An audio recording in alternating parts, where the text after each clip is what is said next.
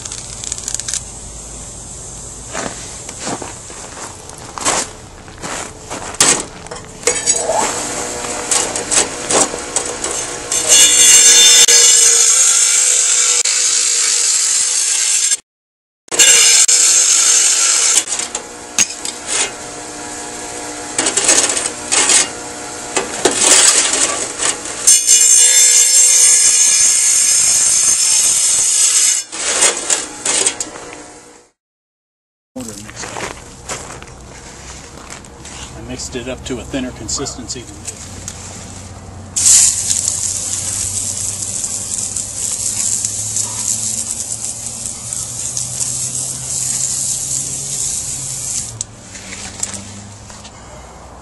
So what I do first is I butter the side of each concrete object that I'm trying to secure to another. First, I just worry about buttering it up with a thin coat, patting it on like this, and wetting it with the concrete. Then I worry more about heaping on a healthy peanut butter sandwich layer of peanut butter.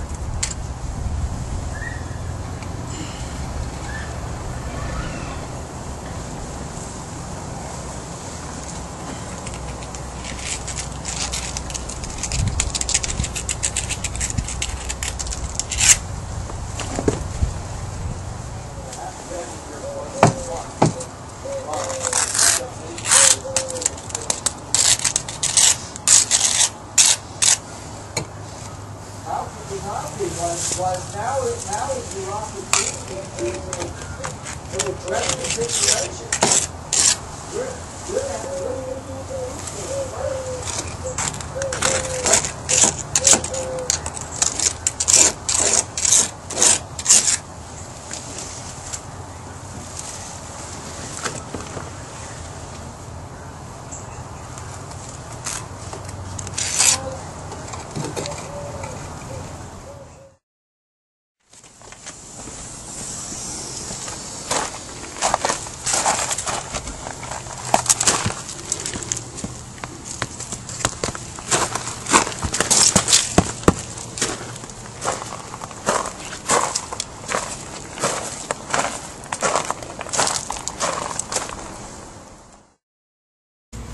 Okay, getting my measurements.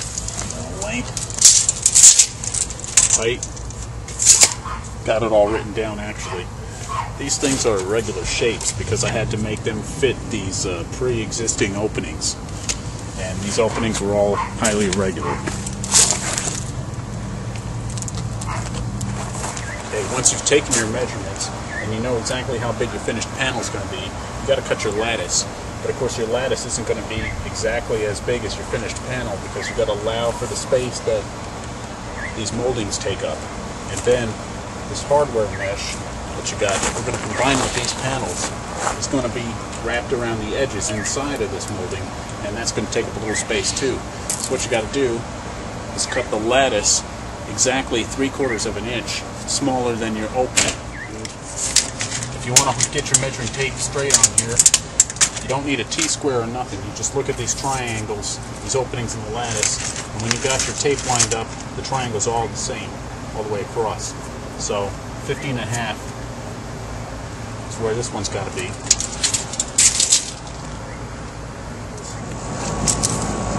15 7/8. Line it up on my marks.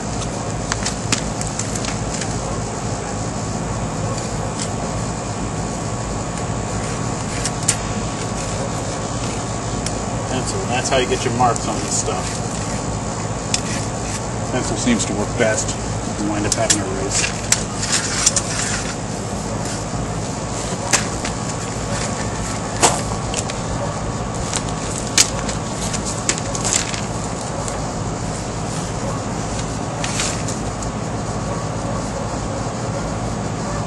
And you got to bridge it.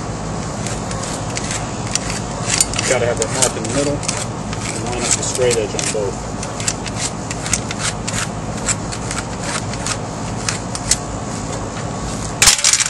Mark all the way across. This is what I'm going to use to cut my plastic lattice. You can use pretty big saw teeth on that to cut any plastic. Seems to cut through it nice and smooth. Never take the guard off your reciprocating saw. I already got something healing up on this thumb right now. You know, follow all instructions on tools. Watch your fingers.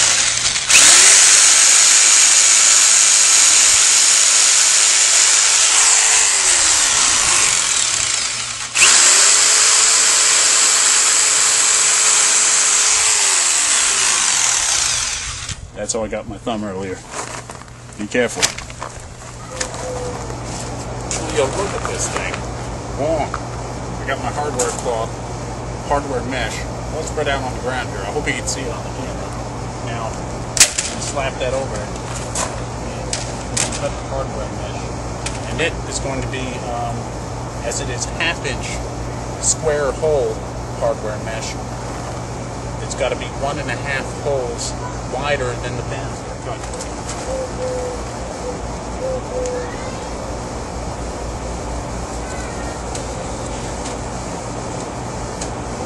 Long process with this one.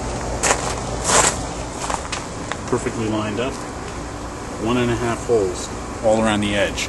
No more, it's just going to wind up exposed on the finished panel where you don't want to see it.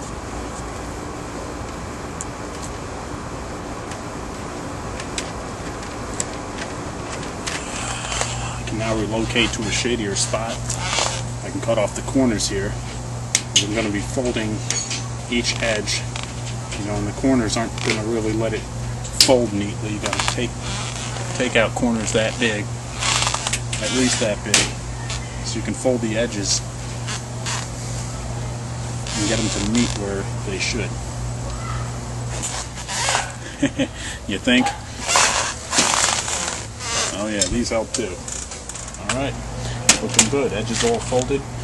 We're ready to cut some molding. Is that a beautiful bougainvillea or what? Now I got the smell of flowers here. And down here I got the smell of a litter box going on. Wafting out from underneath. Shoo. Okay, now we go back to our original opening. I got it propped open with a box there.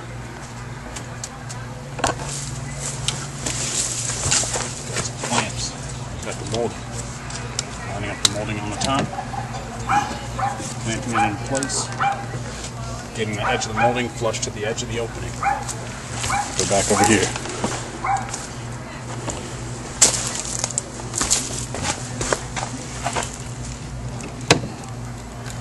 Clamp that into place. Pretty much clamp it. Take my pencil, and go into here and I make my mark. And there's my mark. That's exactly where I gotta cut.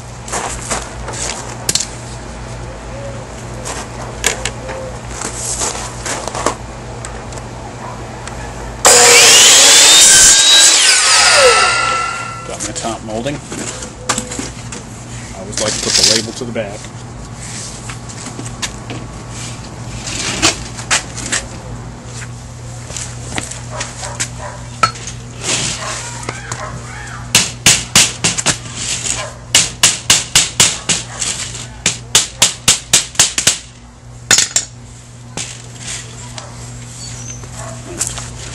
And when you get it right, it'll be hanging over about that much. And I'm going to do the side pieces, and I hold it up to the inside edge of the top molding, butt it up against the bottom one, and I draw my pencil marks. And this is how you got to do these custom fit panels.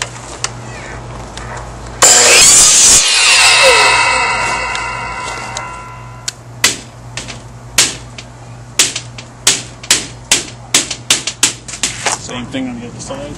I got one entire panel, and I don't know how to get it all in one screenshot. This thing is just a monster.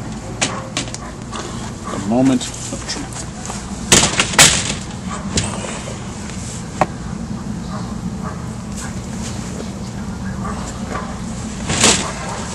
Fits better this way.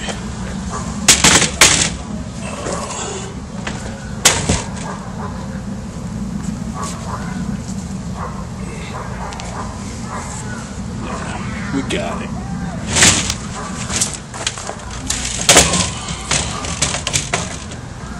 Leave that up against there until I'm ready to make the rounds and screw them all on. Stop the traffic in and out.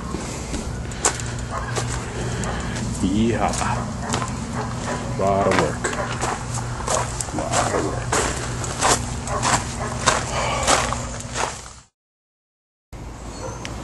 work. Lay yourself out some towels for this last step. Or any step where you got to get down on the ground. Okay. Got a wood drill bit in here. I'm going to drill through this panel, both the wood and the plastic with the wood drill bit. We're going to start a hole for our securement.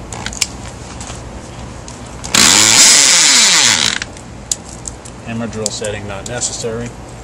Very noisy.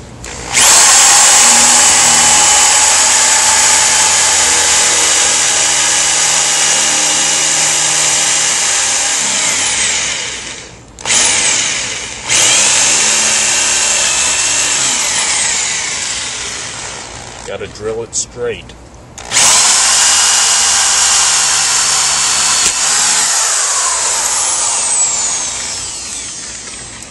The bit was getting a little dull. Okay, gotta change bits. The next bit I'm going to use is a concrete drill bit to go through the concrete behind it, and its diameter more precisely matches that of the bolt that I'm going to use to secure this gate. Gotta drill straight now.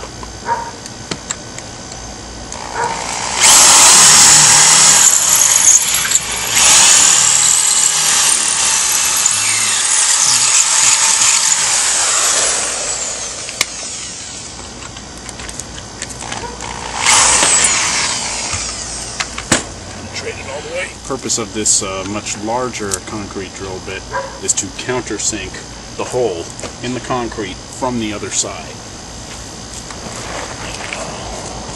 And off.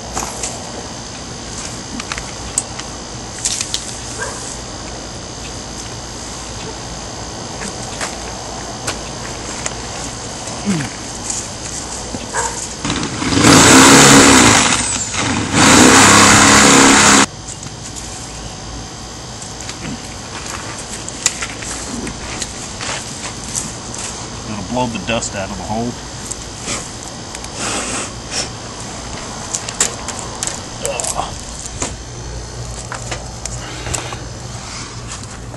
Let's see how this works.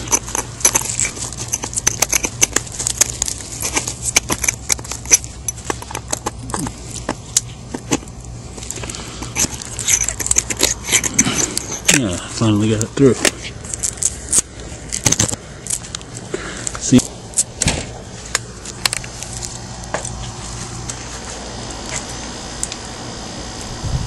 Okay, and the bolt protrudes out the hole.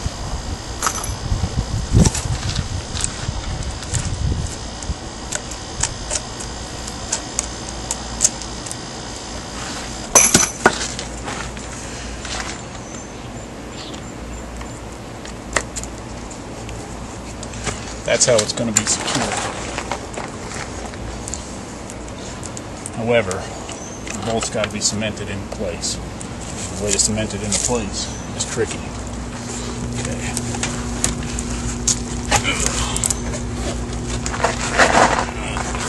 Got a wet sponge here. I'm going to douse the concrete.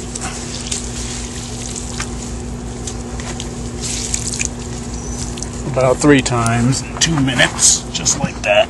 Get the concrete good and soaked. Okay, the concrete made a lot of Rice Krispies noises as the water was soaking in and the air was escaping out of the concrete. You know, when you listen real close. Sounds like Rice Krispies. So, what I've got here is regular stucco cement, just sand mix basically. And I've got some unsanded flooring thin set, you know, and it's got very specific purposes, unsanded thin set, but for in flooring. But in this case, I'm going to use it to paint my bolt. I'm going to paint it all over this bolt, the back of this, where I want it to be cemented, because that's going to get the best bond with the rest of the concrete. And then I'm going to take the hole, I'm going to push this stuff through the hole that the bolt's going to go through. And it's like cookie dough, cake batter. I'm just going to see it come through the hole. So,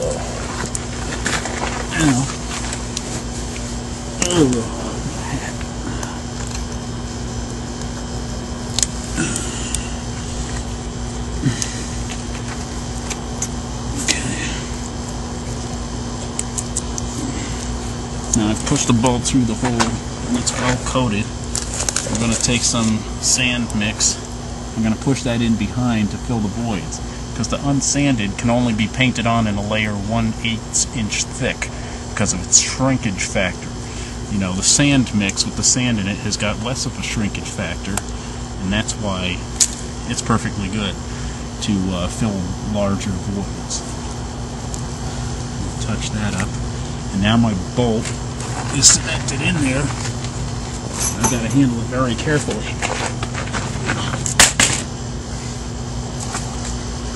That actually wasn't very careful. Luckily, the bolt was tight in there. Didn't move a millimeter. Okay. Now I'm going to take a wet sponge and clean off the threads of my bolt, because I don't need any sand grains on the end of the bolt while I'm trying to thread on my fastener. I'm going to feel the backside of the cemented berm here where I've got the bolt cemented in, and as I'm feeling the back, it's perfectly smooth. The concrete's not disturbed by my careless letting go of this thing. I'm going to take this right here. I got this ready. I'm going to very carefully feed the bolt back through this panel.